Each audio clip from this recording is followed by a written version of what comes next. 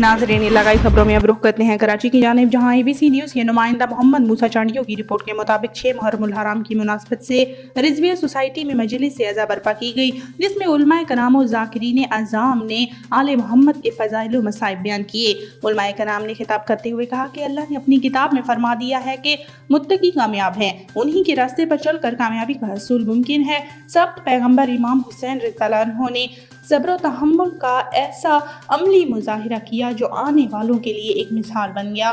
इमाम आली मकाम ने दीन इस्लाम की सरबुलंदी के लिए अपनी कुंबा की कुर्बानी देकर दीन मुबीन को रहती दुनिया तक सरबुलंद किया और बातिल का साथ देने की बजाय अपनी जान कुर्बान कर दी।